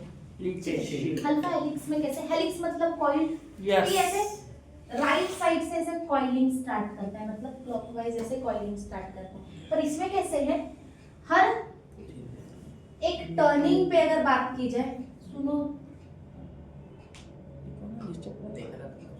अल्फा हेलिक्स में हर एक टर्निंग पे अगर हम बात करें तो सिंपल 3.6 कितने आते हैं? अमाइनो एसिड्स आते हैं। कितने? 3.6 आधा, ठीक है। तो जो ये जो CO बॉन्ड यहाँ का होता है, C डबल बॉन्ड O, वो 4th नंबर के अमाइनो एसिड के, समझो यहाँ पे 4th नंबर का अमाइनो एसिड है, तो यहाँ पे NH है, तो इस तरीके से अटैचमेंट रहता है। क्लियर हो रहा है क्या? इस तरीके से अटैचमेंट देगा और क्या फॉर्म करेगा? ऐसा हेलिक्स का स्ट्रक्चर फॉर्म करेगा। याद सिर्फ क्या रखना है? क्लॉकवाइज चल रहा है, पहला जो रोटेशन है राइट साइड से ऐसे चल रहा है। क्लियर है? और हेलिक्स कॉइल स्ट्रक्चर बनाता है और पहला अमाइनो एसिड का जो CO बॉन्ड है 4th नंबर के अमाइनो एसिड के NH बॉन्ड से अटैचमेंट देता है। क्लियर है? और ऐसा हेलिकल स्ट्रक्चर फॉर्मेशन करता है। देन एग्जांपल है केराटिन एंड मायोसिन। ठीक है, दोनों जो फिब्रस प्रोटीन है, क्योंकि ऐसा हेलिकल स्ट्रक्चर, तो ऐसे ऐसे स्ट्रक्चर फॉर्म करेगा तो फिब्रस बनाएगा। ठीक है, नेक्स्ट बीटा प्लीटेड शीट। अब ये प्लेट्स के जैसे स्ट्रक्चर फॉर्म करते हैं। देखो, एक ये प्लेट बना, उसके नीचे एक और प्लेट है, ठीक है, और ये इस तरीके से ऐसे अटैचमेंट दे रहा है। ठीक है, तो इसमें कैसे, इसका अटैचमेंट देखो सिंपल होता है। समझो ये N है, N का यहाँ पे H बॉन्ड, गलत, ठीक है चलेगा, गलत चलेगा, ये यहाँ पे बता दें। इसका O बॉन्ड इस तरीके से, नीचे वाली शीट्स का CO से और ऊपर वाले से NH से, ये बॉन्डिंग इस तरीके से इसकी चलते रहेगी। फिर यहाँ पे C बॉन्ड आ जाएगा तो यहाँ N रहेगा, तो इस तरीके से बॉन्डिंग करते हुए चलेगा।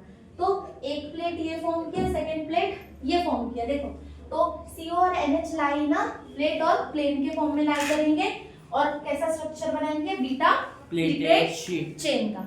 Example silk, chain silk silk silk पता है ना, सिल्क फाइबर। हाँ। सिल्क फाइबर भी प्रोटीन है, सिल्क फाइबर भी, तो वो जो स्ट्रक्चर, हाँ फाइबर प्रोटीन है, ठीक है। तो अरे बाबा ककून, वो जो फाइबरस स्ट्रक्चर है, हाँ ककून के ऊपर जो फाइबरस स्ट्रक्चर को इसके वाले मलबेरी जो पड़ा था, मलबेरी लीव्स पे, ठीक है, बॉम्बिक्स मोरी, ठीक है। जो सिल्क है, सिल्क का जो स्ट्रक्चर है वो कैसे फॉर्म होगा, बीटा प्लेटेड शीट्स। क्लियर है। थर्ड क्या आता है, टर्शरी स्ट्रक्चर ऑफ प्रोटीन। ठीक है। अब टर्शरी स्ट्रक्चर में 3D स्ट्रक्चर का फॉर्मेशन होता है। किसका, 3D अब स्ट्रक्चर। इसमें बहुत सारी चीजें इंपॉर्टेंट है। इसमें weak van der Waals force form होगा, हाइड्रोजन बॉन्ड फॉर्म्स होंगे। क्या क्या इसमें क्या क्या याद रखना है, पहली चीज तो हाइड्रोजन बॉन्डिंग होगी। क्लियर है। Weak van der Waals force, van der Waal force होगा। उसके अलावा डाइसल्फाइड ब्रिज फॉर्म होगा, मतलब ऐसा सल्फर सल्फर का, ठीक है, डाइसल्फाइड ब्रिज फॉर्म होगा। उसके अलावा आयोनिक बॉन्डिंग होगी, आयन के एक्सचेंज से क्या होगी, बॉन्डिंग फॉर्म होगी। और हाइड्रोफोबिक इंटरेक्शन होगा। हाइड्रोफोबिक मतलब नॉन पोलर जो चेन है वो क्लस्टर में फॉर्म करेंगे, नॉन पोलर, पोलर नहीं, नॉन पोलर चेन्स, ठीक है। तो ये सब आएगा काय में, टर्शरी स्ट्रक्चर। और इसके कारण इसका स्ट्रक्चर कैसा बनेगा, 3D बनेगा। और 3D स्ट्रक्चर इसका क्या होगा, जो अल्किल ग्रुप है वो स्टेबलाइज्ड होगा सिर्फ इन लोगों के कारण। पहला हाइड्रोजन बॉन्डिंग के कारण, second weak van der Waals force के कारण, डाइसल्फाइड ब्रिज के कारण, आयोनिक बॉन्डिंग और हाइड्रोफोबिक बॉन्डिंग के कारण। हाइड्रोफोबिक जो पोलर जो बॉन्ड्स बनाएंगे उसके कारण में अल्किल ग्रुप इसका क्या रहेगा, स्टेबल होगा। और स्ट्रक्चर कैसा फॉर्म करेगा, 3D, वही क्या होगा, टर्शरी स्ट्रक्चर। एग्जांपल मायोग्लोबिन और लाइसोजाइम। लाइसोजाइम क्या है, एंजाइम है, ठीक है। All enzymes are protein, okay, याद रहेगा। हर एंजाइम प्रोटीन होता है पर all proteins are not enzyme, ठीक है। मायोग्लोबिन एंड लाइसोजाइम, ठीक है। ये एग्जांपल है टर्शरी स्ट्रक्चर का।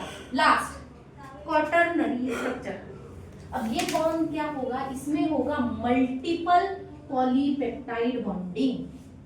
क्या होगी, मल्टीपल पॉलीपेप्टाइड बॉन्डिंग। पर इसके भी अल्किल ग्रुप का सेम स्ट्रक्चर और स्टेबलाइजिंग किसके बेस पे रहेगा, 3D स्ट्रक्चर। ये पूरा का पूरा ये दिख रहा है, ये hydrogen bonding, weak van der Waals force, disulphide bridge, ionic bonding, hydroscopic interaction, hydrophobic interaction और स्कोपिक, ठीक है ना, बोला ना फिर बाद में, ठीक है। तो इसके कारण में क्या हो जाएगा, ये स्ट्रक्चर, पर इसमें एक ही ऑप्शन रहेगा, क्या फॉर्म होंगे, पॉलीपेप्टाइड्स बॉन्ड फॉर्म होंगे। और एग्जांपल हीमोग्लोबिन। हिम में पता है ना, बीच में 4 ऐसे मॉलिक्यूल्स रहते हैं, क्लियर है ना।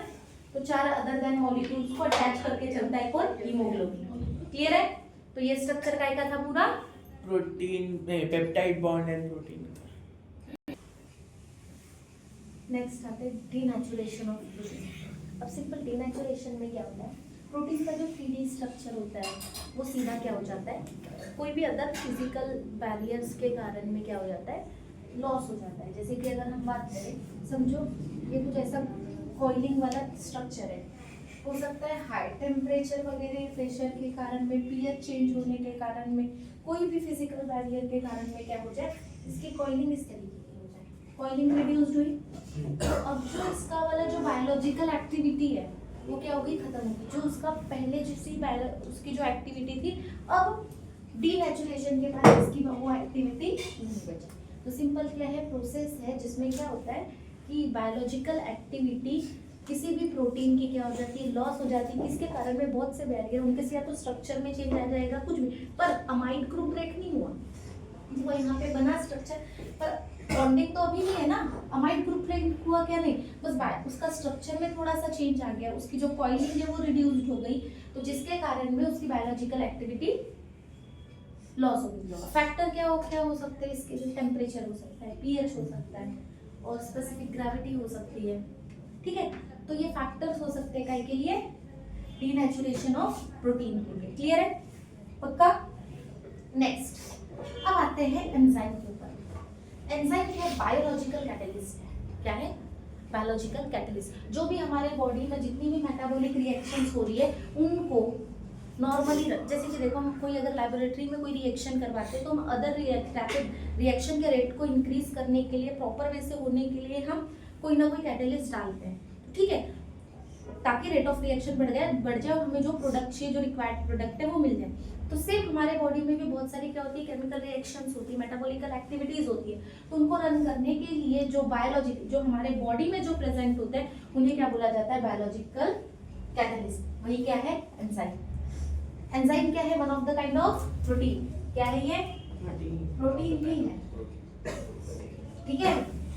पर क्या कर रहे हैं? हमारे बॉडी के रेट ऑफ रिएक्शंस को क्या कर रहे हैं? बढ़ा रहे, प्रॉपर वे से होने के लिए हेल्प कर रहे हैं। सिंपल है, जैसे कि हमारे बॉडी में अगर एंजाइम्स की बात करें तो अमाइलेज होता है सलाइवा में। सलाइवा में क्या होता है? अमाइलेज क्या करता है? स्टार्च का ब्रेक डाउन करता है माल्टोज में, ठीक है। उसके अलावा लाइपेज होता है, प्रेजेंट होता है पैनक्रियाज में, वो क्या करता है? फैट का ब्रेक डाउन करता है ग्लिसरॉल एंड फैटी एसिड्स में। जैसे बहुत सारे एंजाइम्स हमारे बॉडी में जो क्या करवाते हैं, बहुत सी बायोकेमिकल रिएक्शन, जैसे कॉम्प्लेक्स मॉलिक्यूल को सिंपलर मॉलिक्यूल, पर एक बात याद रखना, कॉम्प्लेक्स मॉलिक्यूल को सिंपलर मॉलिक्यूल में चेंज किया, पर कभी भी एंजाइम अपनी प्रॉपर्टी या फिर उस प्रोडक्ट में कभी इन्वॉल्व नहीं होता।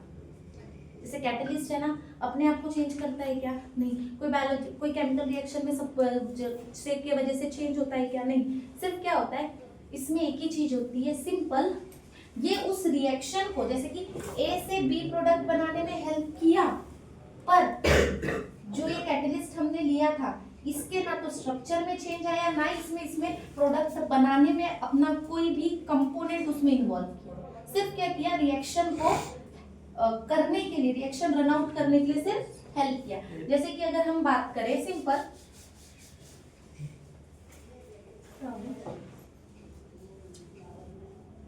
Enzyme plus substrate. अब ये सबस्ट्रेट कोई भी सब्सटेंस है और ये एंजाइम है, वो हेल्प करेगा और प्रोडक्ट बनाएगा, पर हमें एंजाइम वैसे का वैसे ही नहीं रहेगा, जो एंजाइम है हमें वैसे के वैसे ही रिटर्न मिलेगा। सिर्फ ये सबस्ट्रेट को क्या कन्वर्ट कर देगा? प्रोडक्ट। क्लियर हो रहा है क्या? पक्का। अब देखो यहाँ मैकेनिज्म दिया हुआ है, एक मैकेनिज्म है कौन सा? लॉक एंड की मैकेनिज्म। सुनो, समझो ये एंजाइम है, ठीक है, ये एंजाइम है, ठीक।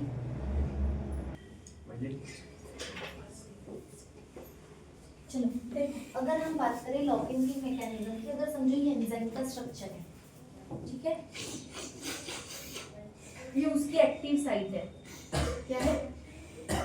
Active site. ठीक है ना। अब देखो क्या होगा,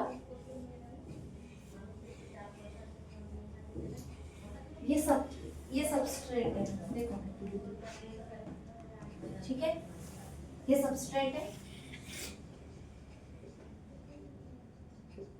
ये आएगा,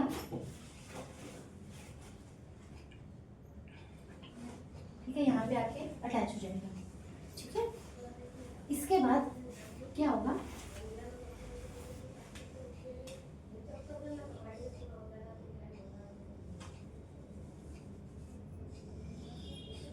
ठीक है, ये एंजाइम और सीधा ये सबस्ट्रेट का कन्वर्जन हो जाएगा, समझो, ये हो गया प्रोडक्ट। ये क्या हो गया?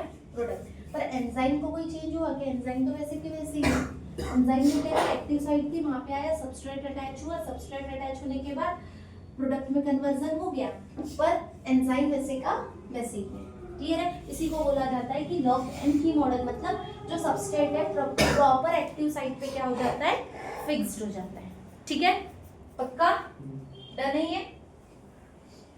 अब में अगर हम बात करें, एंजाइम का बहुत सारे इंडस्ट्रियल प्रोसेसेस में भी यूज किया जाता है। क्या बनाने के लिए? बहुत से एंटीबायोटिक्स बनाने के लिए, कन्वर्जन करने के लिए, जैसे कि हमने सीवेज ट्रीटमेंट प्लांट्स वगैरह जो देखा है, वहाँ पे भी एंजाइमेटिकल एक्टिविटीज के लिए भी उसका यूज किया जाता है। तो मतलब इंडस्ट्रियल पर्पज में बहुत ज़्यादा एंजाइम का यूज होता है। इसलिए कोई भी प्रोडक्ट बनाने के लिए या फिर एंटीबायोटिक्स के प्रिपरेशन के लिए। क्लियर है? डन। अब हमारे ये पूरे टॉपिक का एक लास्ट टॉपिक आता है, न्यूक्लिक एसिड। न्यूक्लिक एसिड मतलब आरएनए और डीएनए। क्या बेटा? सबसे ऊपर सबसे आखिरी में डीएनए है ना। हाँ तो वही टॉपिक है, ठीक है। Nucleic acid, RNA and DNA, ribonucleic acid and deoxyribonucleic acid. Simple. ये इसमें दो चीजें आती है, एक आती है न्यूक्लियोटाइड और एक हम बात करते हैं न्यूक्लियोसाइड की। अगर न्यूक्लियोटाइड की बात कर रहे हैं, देखो डीएनए पता है, डीएनए और आरएनए क्या जेनेटिक मटेरियल है, हमारे बॉडी में जितनी भी जो इंफॉर्मेशन है वो कैरी करते हैं, one generation to another generation तक ट्रांसफर करते हैं, इनके बारे में बताने की जरूरत है। तो सेम मेन टॉपिक आते हैं न्यूक्लियोटाइड। न्यूक्लियोटाइड मतलब क्या होता है? Nitrogenous base substrate sugar plus protein phosphate. Phosphate क्या होता है? Nitrogen base sugar plus phosphate. वही अगर मैं न्यूक्लियोसाइड की बात करूं तो न्यूक्लियोसाइड क्या होता है? सिर्फ नाइट्रोजन बेस प्लस शुगर, ठीक है, फॉस्फेट ग्रुप अटैच नहीं होता है। तो हम न्यूक्लियोसाइड की बात करेंगे अभी आगे, ठीक है। तो कितने टाइप की नाइट्रोजन बेसेस होती है? दो, प्यूरिन एंड पाइरिमिडिन, ठीक है। प्यूरिन में एडेनाइन और ग्वानाइन, पाइरिमिडिन में साइटोसाइनाइन, यूरासिल एंड थाइमिन। अब सिंपल अगर हम बात करें, प्यूरिन रिंग और पाइरिमिडिन रिंग पे डिपेंड करता है। तो देखो यहाँ पे प्यूरिन, ये है प्यूरिन रिंग, ये क्या है? प्यूरिन रिंग, ठीक है। इसमें दो रिंग स्ट्रक्चर अटैचमेंट होते हैं और इसके लिए बहुत सिर्फ आपको याद क्या करना पड़ेगा? ये प्यूरिन रिंग याद करनी पड़ेगी। स्ट्रक्चर इजीली आपको एडेनाइन और ग्वानाइन से हो जाएंगे, ठीक है। इसके 6th पोजीशन पे अगर हम NH2 लगा दे तो क्या बन जाएगा? एडेनाइन। एडेनाइन। अगर उसके 2nd पोजीशन पे NH2 और 6th पोजीशन पे डबल बॉन्ड O लगा दे तो क्या मिल जाएगा हमें? ग्वानाइन। क्लियर है? सेम प्यूरिन्स की, सॉरी पाइरिमिडिन्स की बात करें तो पाइरिमिडिन रिंग है। 1 और 3rd पोजीशन पे क्या होता है? 6 मेंबर रिंग पे नाइट्रोजन, ठीक है। तो अगर पाइरिमिडिन रिंग में अगर हम 4th पोजीशन पे NH2 लगा दे तो साइटोसाइनाइन, साइटोक्राइन, यूरासिल, सेकंड पोजीशन थायामीन। बताना है। चलो, इसमें 2nd पोजीशन पे डबल बॉन्ड हो और 4th पोजीशन पे NH2 लगा दो तो क्या हो जाएगा? साइटोसाइनाइन। अगर 2nd पोजीशन पे डबल बॉन्ड हो और 2nd और 4th पोजीशन पे डबल बॉन्ड लगा दिया जाए तो यूरासिल। और थायामीन के लिए 2nd पोजीशन और 4th पोजीशन पे डबल बॉन्ड हो और 5th पोजीशन पे CH3 तो क्या हो जाएगा? थायामीन। मतलब क्या याद रखना है? 2nd और 6th पे अगर डबल बॉन्ड हो लग गया तो सीधा यूरासिल, 2nd पोजीशन में डबल बॉन्ड हो और 4th पोजीशन पे सीधा NH2 लग जाए तो साइटोसाइनाइन, 2nd और 4th पे डबल बॉन्ड हो और 5th पोजीशन पे CH3 तो क्या हो जाएगा? थायामीन। क्या हो जाएगा? थायामीन।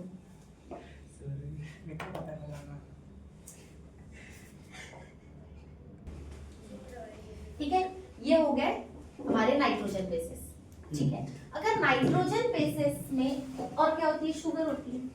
जो शुगर है राइबोस शुगर, ये डी राइबोस शुगर है। देखो ये कौन सी रिंग होगी? फ्यूरॉन रिंग, ठीक है। फ्यूरॉन रिंग में CH2OH, OH, OH, OH, ये पहला जो मेंबर है इसमें और इसमें OH कैसे पोजीशन पे है? अपोज। इसीलिए देखना डीएनए स्ट्रक्चर कौन सा स्ट्रक्चर है? D ribose. डी राइबोस का स्ट्रक्चर है। ये देखो एक तरफ के पोजीशन पे आ रहा है OH का अटैचमेंट, तो ये डी हो क्या हो गया? D ribose. अगर ये जो सेकंड वाला जो सेकंड कार्बन का अगर हम OH रिमूव कर दे तो क्या हो जाएगा? 2 डीऑक्सी डी राइबोस। क्या हो जाएगा? 2 डीऑक्सी डी राइबोस। और इन दोनों को सुनो, इस रिंग को और इन रिंग्स को अगर हम मिलाते चले तो हमारा क्या बनते जाएगा? न्यूक्लियोसाइड। क्लियर है? अगर मैं एडेनाइन के साथ में राइबोस शुगर मिला दूं तो क्या बन जाएगा?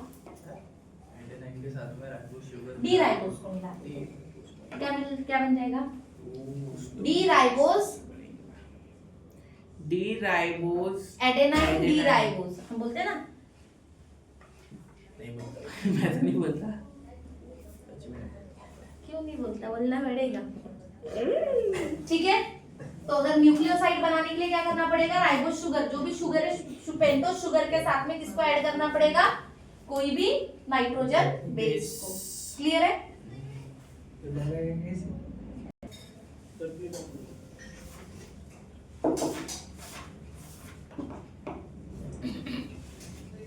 नेक्स्ट आते हैं। देखो क्या होगा, अगर हम बात करें स्ट्रक्चर, न्यूक्लिक एसिड का स्ट्रक्चर कैसे क्या फॉर्म होता है, तो सिंपल एक बात याद रखना, फॉस्फेट शुगर के साथ फॉस्फेट इस तरीके से ये स्ट्रक्चर चलते रहता है और शुगर के साथ में नीचे नाइट्रोजन बेस इस तरीके से फॉर्म होती है, इस तरीके से ही फॉर्म होती है। क्या? Phosphate sugar. ठीक है, अब सिंपल बात करते हैं, अगर हम अगर न्यूक्लियोटाइड्स है, न्यूक्लियोटाइड की बात कर रहे हैं अभी हम। देखो वहां पे दोनों स्ट्रक्चर आ गया, ये हो गया राइबोस, ये कौन सी बेस है? पाइरिमिडीन और ये फॉस्फेट। तो अब ये न्यूक्लियोटाइड हो गया, शुगर भी आ गई, न्यूक्लियोटाइड भी आ गया और फॉस्फेट भी आ गया। और ये कौन सा फॉस्फेट है? CDMP, एक ही फॉस्फेट ग्रुप है, CMP, DCMP। क्या हो जाएगा? डीऑक्सी साइटिडीन है, साइटिडीन मोनो फॉस्फेट। न्यूक्लियोटाइड है ना, न्यूक्लियोटाइड की जगह पे साइटिडीन आएगा, साइटोसाइन है ना तो साइटिडीन। अब ये क्या हो जाएगा? Deoxyadenosine monophosphate. इन दोनों को अगर हम अटैच करें, देखो कोई भी अगर हम इसकी बात करें शुगर और फॉस्फेट को, मेन बॉन्डिंग किसकी हो रही है? शुगर और फॉस्फेट की। हमने क्या लिखा? शुगर और फॉस्फेट। तो शुगर का 5th एंड, ठीक है, यहाँ पे उसके इधर के नेक्स्ट शुगर के 3rd एंड से अटैचमेंट दी है। ये देखो, ये ऑक्सीजन 5th एंड से और ये ऑक्सीजन 2nd शुगर के 3rd एंड से। इसीलिए हम हमेशा क्या बोलते हैं? 5th और 3rd एंड की क्या होती है? बॉन्डिंग होती है, उसी हिसाब से चलते रहता है ना। तो 5th एंड यहाँ से और 3rd एंड यहाँ से, और ये जो बॉन्ड बनता है इन दोनों के बीच में, इसी को क्या बोला जाता है? फॉस्फोडाइजेस्टर बॉन्ड। कौन सा? फॉस्फोडाइजेस्टर बॉन्ड। तो ये जो लिंकेज, हाँ लिंकेज और बॉन्ड एक ही छूट गया, प्रतिक्रिया ये ले बॉन्ड भी लिख दी झाला मारू। ठीक है। तो ये देखो, तो ये जो बॉन्ड फॉर्म हो रहे हैं, ये बॉन्ड क्या है? ये फॉस्फोडाइजेस्टर बॉन्ड्स है। क्लियर हो रहा है? तो ये रहेंगे हमारे न्यूक्लियोटाइड्स। ठीक है, अब मेन आते हैं अलग अलग न्यूक्लियोटाइड से अलग अलग क्या होते हैं, क्या फॉर्मेशन होता है? 2 टाइप के हमारे न्यूक्लिक एसिड का फॉर्मेशन होता है, एक होता है आरएनए और एक होता है डीएनए। तो सीधी सी बात है, इसमें राइबोस शुगर कौन सी लगती है? डी वाली, डी राइबोस। न्यूक्लियोटाइड कौन कौन सी रहेगी इसमें? याद रखना, थायामीन को रिप्लेस करता है यूरासिल आरएनए में। आरएनए में थायामीन प्रेजेंट नहीं रहता है, क्या प्रेजेंट रहता है? यूरासिल। ठीक है, तो सिंपल अगर हम डीएनए की अगर हम बात करें तो डीएनए का जो स्ट्रक्चर है वो कैसा होता है? डबल हेलिक्स का स्ट्रक्चर होता है और सेम इस तरीके से right handed clockwise helical structure बनाता है। और ये जो हेलिकल है, ये जो यहाँ पे यही जो ये ऐसे लगता है, यही क्या होता है? यहाँ पे ऐसे phosphate sugar phosphate base attachment रहती है। ठीक है, तो सिंपल इसी बॉन्डिंग में रहेगा और ये बेस क्या होंगे? अटैचमेंट लेते चलेंगे। क्लियर है? अब ये पहली बेस यहाँ से एक रहेगा फॉस्फेट शुगर फॉस्फेट, यहाँ पे बेस रहेगा, तो सेकंड वाले में भी तो ये रहेगा ना इस तरीके से। तो यहाँ पे फॉस्फेट रहेगा, तो यहाँ की बेस इस तरीके से अटैचमेंट देगा। यस। क्लियर हो रहा है? तो ये स्ट्रक्चर का काय का जाएगा, डीएनए का। डीएनए का स्ट्रक्चर कैसे होता है, अगर फर्स्ट थर्ड एंड पे स्टार्ट हुआ तो सेकंड यहाँ पे उसका फिफ्थ एंड पे होगा, तो ये फिफ्थ एंड और इधर का थर्ड एंड, ऐसे ही होता है। यस पक्का। यस अब में डीएनए में हमें ये बात तो पता होती है, एडेनाइन की पेयरिंग थायामीन के साथ, दो हाइड्रोजन बॉन्ड के साथ, मतलब ये जो दोनों पेयर्स रहेंगे ये बीच में जो है हाइड्रोजन बॉन्ड है, और यहाँ पे जो बॉन्ड है वो कौन सा है, फॉस्फोडाइजेस्टर बॉन्ड है। क्लियर है। नेक्स्ट, ग्वानाइन की पेयरिंग होगी 3 के साथ में, किसके साथ, साइटोसाइनाइन के साथ। ठीक है, तो 3 हाइड्रोजन बॉन्ड रहेंगे और यहाँ पे 2 हाइड्रोजन, और आरएनए में थायामीन को रिप्लेस करके एडेनाइन की जगह पे कौन आ जाता है, यूरासिल। क्लियर है। अब डीएनए के बारे में बताने की जरूरत है क्या, नहीं खत्म। डीएनए का डबल हेलिकल स्ट्रक्चर होता है, मैंने प्रैक्टिकल जेनेटिक मटेरियल। प्रैक्टिकल करूंगा। ठीक है, डन है, खत्म होता है। Thank you so much.